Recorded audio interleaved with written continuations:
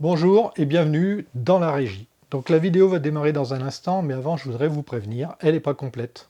Oui, cette vidéo dure plus de 20 minutes et c'est seulement la première partie. Je voudrais vous expliquer ma démarche. Je prêche un peu pour ma paroisse, mais je suis souvent frustré quand je cherche des infos sur un outil que j'envisage d'acheter. On retrouve souvent sur YouTube des vidéos de présentation d'outils qui durent dans les 10-15 minutes, algorithme de YouTube oblige, et du coup les youtubeurs font parfois des concessions sur les informations données pour produire des vidéos pas trop longues. Et fatalement, on retrouve sensiblement les mêmes informations, les plus communes. Ces vidéos disent donc toutes à peu près la même chose. C'est pas un reproche, mais pour ma part, je tiens à vous fournir toutes les informations que j'estime pertinentes et nécessaires pour vous faire votre propre avis objectif sur l'outil présenté. Même si pour ça mes vidéos sont trop longues pour beaucoup de monde, que beaucoup d'entre vous décrochent et que finalement l'algorithme de YouTube mettra moins en avant mes vidéos, eh ben c'est pas grave, j'assume, tant pis pour l'algorithme. Le but de ces vidéos, c'est pas de faire le plein de vues, je vends pas non plus les outils que je vous présente, ma démarche n'est pas celle-là. Bon, néanmoins, si vous voulez supporter la chaîne, n'hésitez pas à lâcher un pouce bleu dès maintenant avant de décrocher de la vidéo. Ça vous coûtera rien, et moi ça va m'aider, puis en plus ça me fait plaisir. Je vous remercie d'avance, je crois que le popcorn est prêt, on va pouvoir commencer. Bonjour et bienvenue dans le garage. Alors aujourd'hui je vais vous présenter un outil qui me fait envie depuis longtemps, une lamelleuse. Je vais d'abord expliquer ce que c'est et à quoi ça sert, pour ceux qui ne savent pas. Et ensuite, comme d'habitude, je vous expliquerai pourquoi j'ai choisi ce modèle et pas un autre. Puis on va déballer la machine et on va en faire le tour. Et en même temps, je vous expliquerai comment on s'en sert. Enfin, je vous montrerai les différents cas d'usage, quelques bonnes pratiques et même quelques petites astuces. Alors pour ceux qui ne savent pas ce que c'est, une lamelleuse, ça sert à faire des assemblages sur des pièces de bois pas très épaisses. Par exemple pour faire des panneaux ou pour assembler des caissons. Le principe, c'est d'usiner des rainures dans lesquelles on va insérer ces petites lamelles. On appelle ça des lamelles, des lamellos, des biscuits. L'inventeur étant Lamello, le terme original, c'est celui-là qui est rentré dans le langage courant, un petit peu comme frigidaire. Et donc le principe, c'est de faire un petit peu des assemblages à faux tenons, sauf qu'à la place des pièces de bois, on va mettre ces petites lamelles en bois compressé, qui sont en forme de calisson. Voilà. Donc, la lamelleuse va usiner des rainures au fond arrondi grâce à cette lame. Vous la voyez là. Donc cette rainure va accueillir la moitié d'une lamelle, comme ça. Vous voyez, si la lame sort, on a à peu près la taille de la lamelle. Donc grâce à cet outil, donc, les rainures vont être positionnées rapidement et facilement et vont permettre des assemblages parfaits et surtout sans affleurs. Et c'est toute l'importance et tout l'intérêt de cette machine. Je vous parle rapidement des lamelles avant de vous parler de la machine, parce que leur conception n'est pas bête du tout. Les lamelles sont généralement à être compressées, donc en bois. Elles vont s'insérer dans les rainures, puis au contact de la colle à bois qui est à base d'eau, elles vont gonfler et occuper vraiment toute la place dans la rainure, sans aucun jeu. Elles vont gagner en épaisseur en fait. C'est une méthode d'assemblage qui est très économique, surtout si vous achetez les lamelles en grande quantité. Moi, j'utilise les originales, les lamellos. Elles coûtent environ 30 € les 1000. Donc à ce prix-là, je ne vous conseille pas de vouloir faire des économies en achetant des copies. À mon avis, c'est pas rentable parce qu'il y a beaucoup de lamelles sans marque, de qualité moyenne, voire parfois insuffisante. Essayez de les stocker au sec, au passage, hein, une petite astuce, parce que sinon elles vont gonfler en absorbant l'humidité. Et si ça vous arrive, c'est pas grave, vous les placez quelques secondes au micro-ondes et elles redeviendront comme neuves. Moi je les stocke dans un sac étanche avec des petits sachets absorbeurs d'humidité, un petit peu comme les filaments d'imprimante 3D pour ceux qui connaissent. Bon, parlons un petit peu du choix de la machine maintenant. On se trouve ce genre de machine à partir de 60 € jusqu'à 600 €. Ceux qui me suivent le savent, je mets le prix dans une machine quand je m'en sers régulièrement ou si c'est justifié. Dans le cas de la lamelleuse, la plupart des modèles d'entrée de gamme ne sont pas précises. C'est dommage parce qu'à mon avis, une lamelleuse sert justement à préparer des assemblages rapidement, mais surtout précisément. Mais bon, tant pis, la précision ne se trouve pas dans les machines d'entrée de gamme, pour ce type d'outil. Donc je sais, certains vont me dire qu'ils ont une lamelleuse à 100 ou 150 € et qu'elle va bien. Eh bien oui, c'est vrai, c'est possible, mais pour le même modèle dans cette gamme de prix, certains auront des problèmes et d'autres n'en auront pas. Je vous mets deux exemples très parlants. Une vidéo de Mariette de la chaîne Copo & Co qui présente une lamelleuse Heinel premier prix à 70 € et une deuxième vidéo de Sylvie Pereira de Makeuse qui teste une Triton à plus de 150 €. Il y a d'autres témoignages qui existent bien sûr sur l'interweb, faites-vous votre propre idée. Donc dans mon cas, moi j'ai regardé quelles machines ont une bonne presse au niveau de la précision et de la tenue dans le temps, puisque ce sont les critères que je vais privilégier, et ce, avant le tarif, même si l'usage est occasionnel. Donc on commence à trouver des machines de bonne qualité, malheureusement, seulement à partir de 200 €. C'est donc, à mon avis, à ce niveau de prix qu'on va trouver des machines au meilleur rapport qualité-prix, puisque par définition, dans ce cas, je le répète, la précision est essentielle. Alors, encore une fois, c'est un avis personnel, bien sûr. Alors dans cette gamme de prix, il y a deux modèles, la DeWalt DW682K et celle-ci, la Makita PJ7000J. J'ai préféré la Makita pour des détails, je vous donnerai les différences entre les machines en vous présentant cette lamelleuse. Mais avant ça, je précise que bien sûr, comme d'habitude, ni Makita ni aucun site marchand ne sponsorise cette vidéo. Sans ça, je vous le dirai. J'ai acheté cet outil avec mon propre argent et comme d'habitude, je donnerai mon avis de manière tout à fait sincère, honnête et désintéressée. Ceci dit, voyons voir ce qu'il y a là-dedans. La machine est fournie dans un coffret plutôt grand. Chez Makita, ils appellent ça un MacPack. Chaque marque en est de son petit nom. Chez Bosch, on a des L-Box. Chez Festool, des Systener, etc. Donc ces coffres, ils sont en plastique, solides, y compris les fermetures. Ils sont empilables.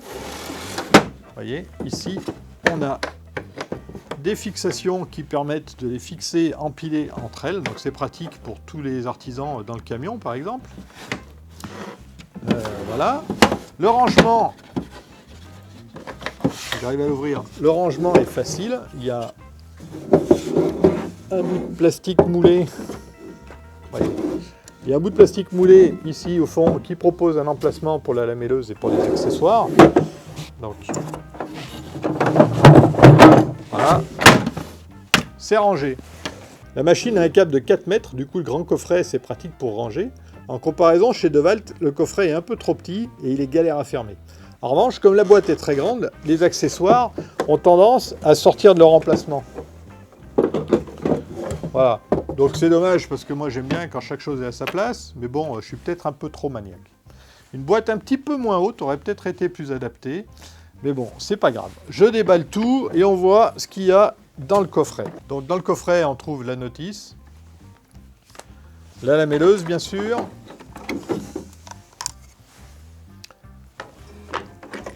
un guide d'angle, je vais revenir sur tous les accessoires tout à l'heure évidemment, une plaque de surépaisseur, un sac à sciure et c'est ça, oui, une clé pour changer la lame. Une lamelleuse, vous voyez, ça ressemble quand même à une meuleuse à laquelle on aurait remplacé le disque par une lame et le carter de protection par cette tête en aluminium. Donc ce qui va faire la précision d'une lamelleuse et donc son niveau de qualité, comme je le disais tout à l'heure, c'est la qualité de la tête et aussi de la lame. Donc pour utiliser une lamelleuse, je vais d'abord vous expliquer comment ça fonctionne. Il y a 3 réglages sur la machine. Il faut d'abord régler la profondeur des rainures en fonction des lamelles qu'on va utiliser. Plus le bois assemblé est fin et plus la lamelle à utiliser est petite. Les tailles de lamelles sont normalisées. On a ici des numéros 0, des numéros 10 et des numéros 20. Il y a d'autres dimensions, mais celles-ci sont les plus courantes. Pour régler la profondeur de la rainure, c'est très simple. On va jouer sur la sortie de la lame. Plus la lame va sortir, et évidemment, plus la rainure sera profonde. Donc pour pouvoir régler la sortie de la lame, on a une butée qui est réglable ici, qui est similaire à celle d'une défonceuse. On peut la tourner pour régler des positions plus ou moins avancées. Mais celle-ci, elle est calibrée en fonction des tailles de lamelles puisqu'elles sont normées. Néanmoins, ce réglage peut être affiné par une vis, la vis qui se trouve ici. Ça servira rarement, mais par exemple, ça pourra servir après plusieurs affûtages de la lame. Voilà. Donc cette butée propose 6 réglages. On a max pour une sortie maximale de la lame, une position 0 pour les petites lamelles. Vous voyez qu'on sort que de la moitié de la lamelle. Une position, si je laisse la petite lamelle, une position numéro 10 pour les lamelles un peu plus grandes, et là on se rend compte que c'est plus adapté par contre. Pour une lamelle numéro 10, on arrive bien à peu près à la moitié de la lamelle, donc ça c'est cool. C'est pratique surtout, ça sert à quelque chose. Et la numéro 20, où la lame sort un peu plus, et à ce moment-là, on peut utiliser les lamelles un peu plus grandes. On a d'autres réglages, donc 0, 10, 20 et max, ça fait déjà 4. On a aussi un réglage qui est, c'est pas très lisible, S. Alors S, c'est pour des lamelles S6. C'est des lamelles encore plus grosses, mais qui sont plus rares. Moi, j'en ai pas. Et il y a une position D pour les Clamex. Alors les Clamex, j'y reviendrai plus tard. C'est une lamelle un petit peu particulière. J'y reviendrai. Donc la DeWalt, elle ne propose que 4 positions et pas 6. Elle propose 0, 10, 20 et max. Donc ça lui permet quand même de poser des lamelles les plus courantes, mais ni les S6 ni les Clamex. Deuxième réglage, le positionnement de la rainure par rapport à la hauteur. Donc l'idéal, c'est de placer des lamelles au centre de l'épaisseur du bois qu'on veut assembler. Et pour ça, on va monter ce guide d'angle. C'est un guide plutôt bien fichu. On a une molette ici pour régler la montée-descente, une came ici pour verrouiller la position. Ça se monte très simplement comme ça. La molette, elle va faire tourner une petite roue dentée qui va se déplacer sur une crémaillère. Et donc je vais vous montrer plutôt comme ça, voilà.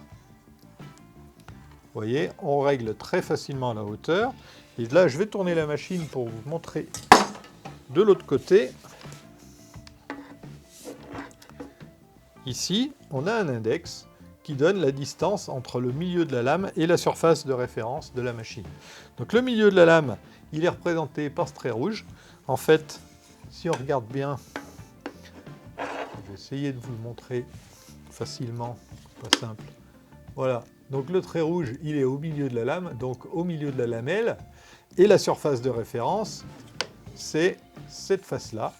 Donc l'index ici donne la distance entre cette face et le trait rouge, donc le milieu de la lamelle. Si on a par exemple un panneau de 15 mm, eh ben on va régler ici la cote à 7,5 pour pouvoir avoir la lamelle au centre de la tranche du panneau qui fait 2 fois 7,5 mm, 15 mm.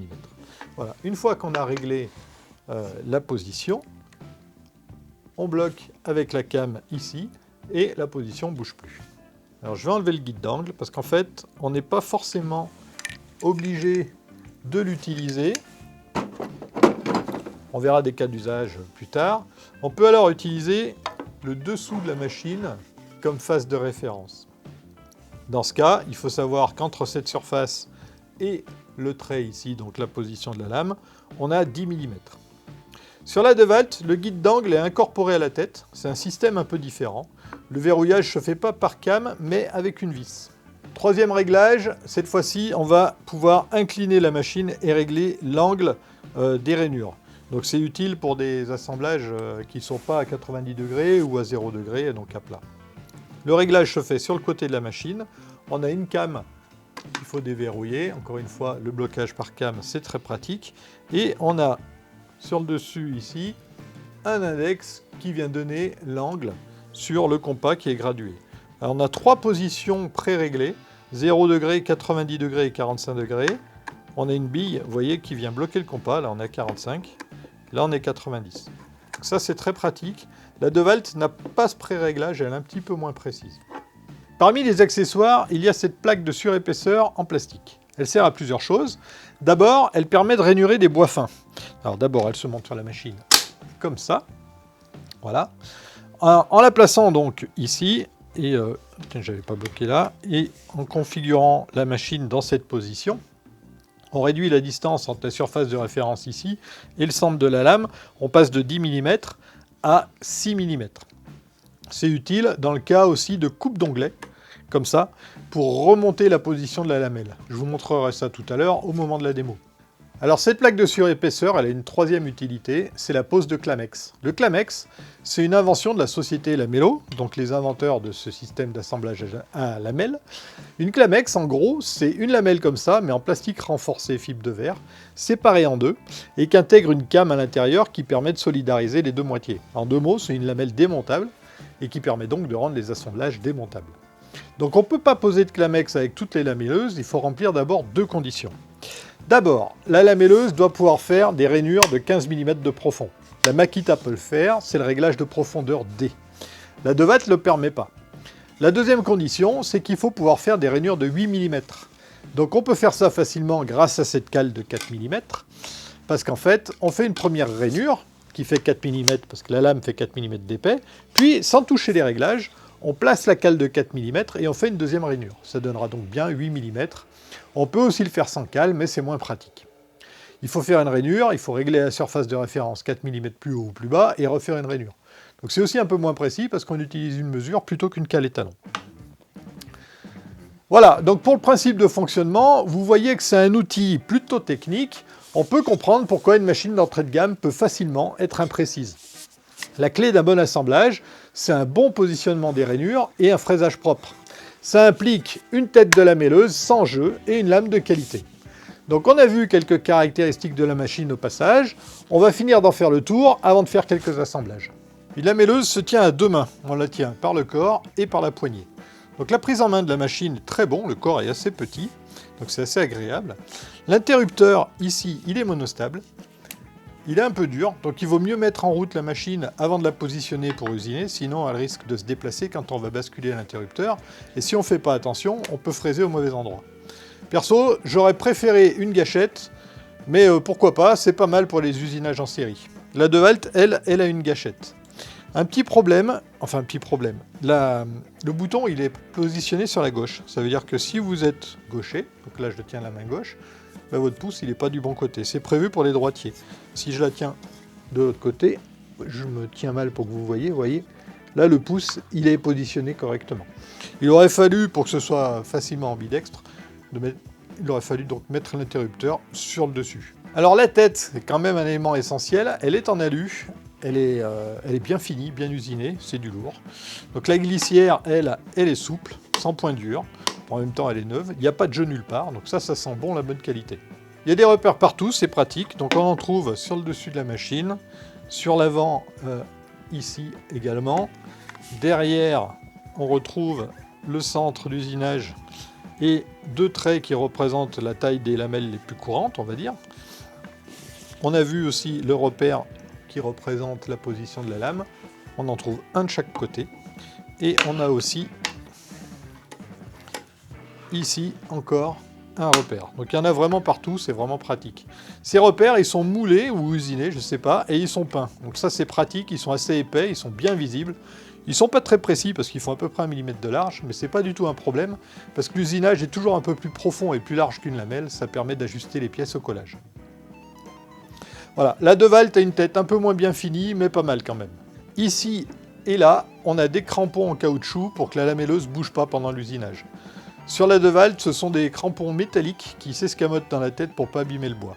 L'embout pour le sac à poussière, il est là, il est rotatif, c'est pratique, et le sac a une grande ouverture. Et c'est pratique ça, parce qu'à mon avis, il va se remplir vite. Il n'y a pas d'adaptateur pour mettre un aspirateur, et l'embout est plutôt petit, donc ça c'est dommage.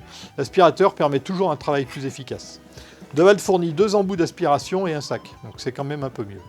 Pour accéder à la lame, c'est très facile. Ici, il y a une vis, je ne sais pas si vous la voyez bien, il suffit de la dévisser. Hop, on ne peut pas la perdre, et on y accède facilement. Sur la DeWalt, il faut démonter 4 vis ici, et il y a aussi 4 rondelles très très fines, très faciles à perdre. Donc là aussi, on peut voir que la qualité de fabrication est nickel, c'est bien fini. C'est important notamment pour la captation des poussières, parce que si le capot qui protège la lame n'est pas étanche, on retrouvera de la sueur un peu partout. On verra tout à l'heure comment la Makita s'en sort. Le principe de démontage de la lame est exactement le même que sur une meuleuse. De toute façon, ça reprend le corps, comme je le disais tout à l'heure. Sur le dessus de la machine, on a un bouton ici qui vient bloquer la lame. Donc en appuyant dessus, je bloque la rotation. Et avec des accessoires est fournie une clé ergo qui ressemble fortement à une clé de meuleuse. Donc si je bloque ici, vous voyez je ne peux plus tourner la lame, je peux facilement démonter celle-ci. Alors c'est pas quelque chose qu'on va faire tous les jours. Donc la lame fait 4 mm d'épaisseur, ce qui correspond bien sûr à l'épaisseur d'une lamelle. Elle fait 10 cm de diamètre et elle a un alésage de 22 mm. Elle peut tourner jusqu'à 13 200 tours, sachant que la machine tourne à 11 000 tours minute. C'est un paramètre à prendre en compte si un jour vous devez changer la lame. Il faut bien sûr en choisir une compatible avec la machine. La machine pèse 2,5 kg contre 3 kg pour la DeWalt. Il me reste à vous parler de la notice. Donc quand je l'ai ouvert cette notice pour la première fois, j'ai eu un petit peu peur. La machine est appelée tourillonneuse en français dans la notice. Or une tourillonneuse, ça existe. Ça ressemble beaucoup à une lamelleuse. mais ça n'a rien à voir. Donc je pensais avoir fait une erreur de commande, mais en fait non. Il s'agit sûrement d'une traduction approximative. J'ai quand même un petit peu flippé. Donc la notice, pour une machine de ce type, qui est assez technique au niveau de l'utilisation, c'est un point important, surtout pour ceux qui n'ont jamais utilisé ce type de machine, comme moi d'ailleurs.